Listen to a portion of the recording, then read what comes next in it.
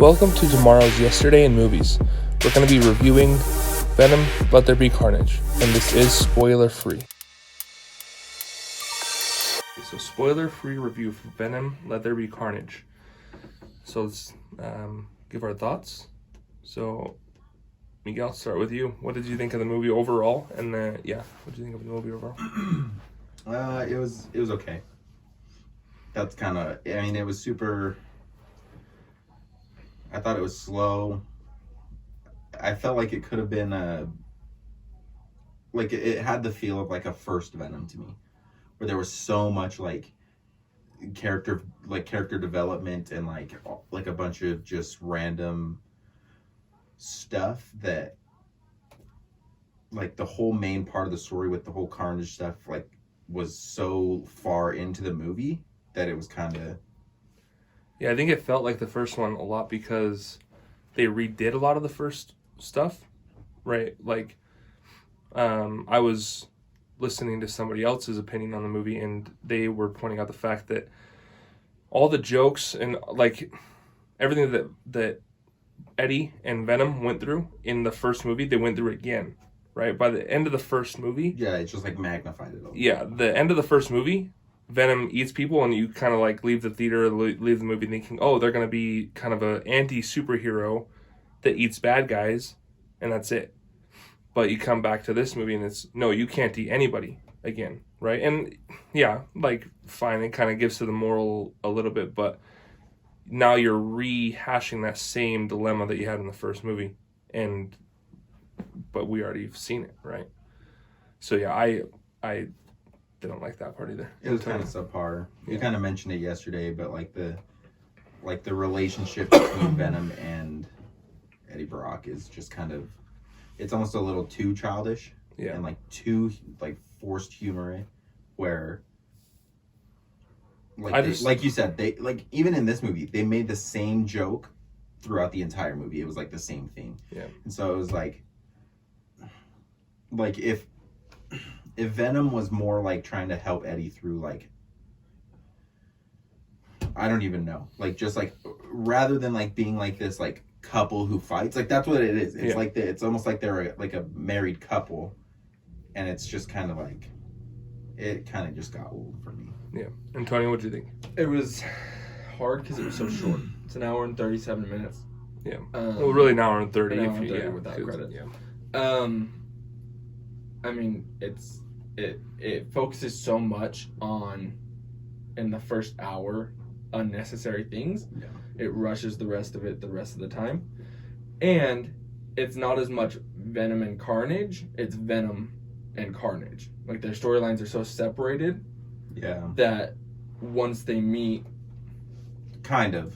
Yes, and I'm talking about the actual Venom and Carnage. Oh, yeah. Not Eddie and Chris. Yes. Yeah.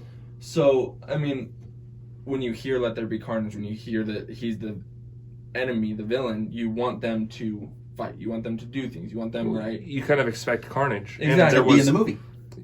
Not only Carnage the character, but just Carnage. Let there be Carnage, right? Yeah, there wasn't any And he was, and there were scenes where, Carnage was badass, right? Yeah. But it wasn't Carnage badass against Venom as much as just Carnage being Carnage, right? Yeah. And so they were so separated storylines that it just felt like it was unnecessary.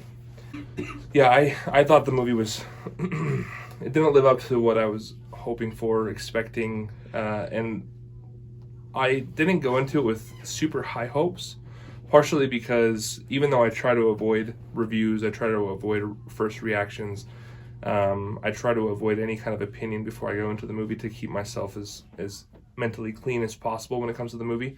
I did see some articles that had titles like, it's not doing well, it's not very good, it doesn't live up to the first one, it doesn't, it's not really living up to the hype.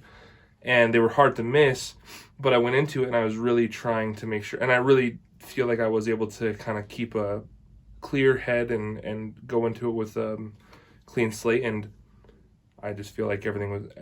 I actually am kind of surprised at how many comments I'm seeing praising the movie, right? Mm-hmm. On Facebook and things, I'm seeing people saying how great of a movie it was. I almost wonder if it has a little bit to do with the post-credit scene, where that was the last thing that happened, and so It's fresh. maybe they're so hyped about the post-credit scene that it's like, Yeah. oh, that was a really good movie, right? Which we obviously will talk about some more in a little bit as well. But yeah, When you say it wasn't as good as the first one and stuff, I watched the first one yesterday morning, like before we went, and they are so similar to me.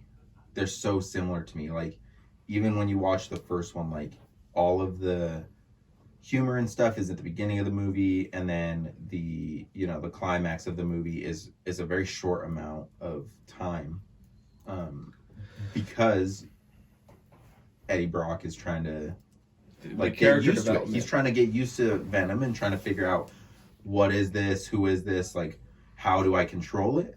And so we kind of just see the same thing in the second one, and it's kind of just frustrating.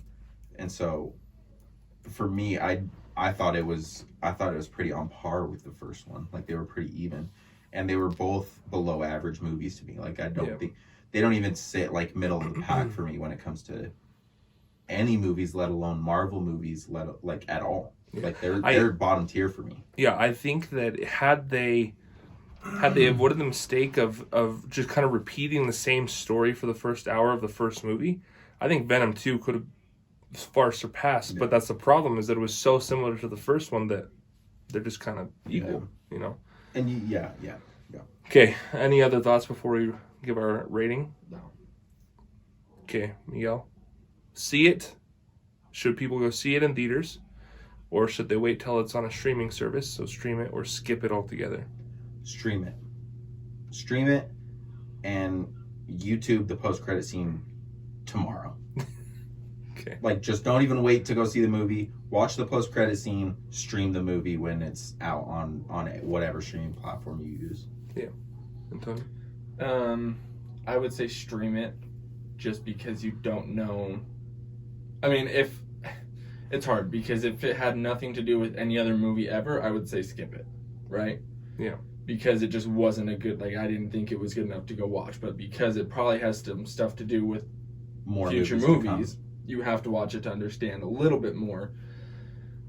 So I'd probably say stream it. Yeah, I definitely agree with stream it. It's hard because I saw actually, I'll save that for our spoilery section.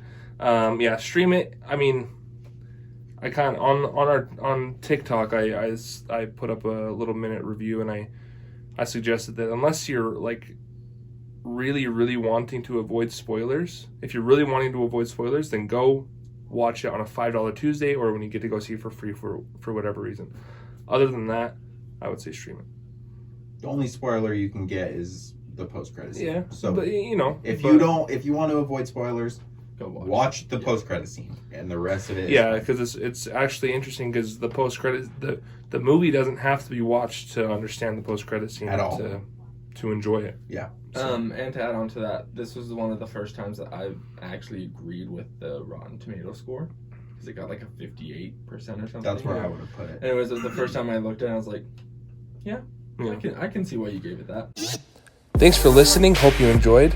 Please leave a comment down below letting us know what you think. Also, like the video and subscribe to our channel for future reviews and reactions.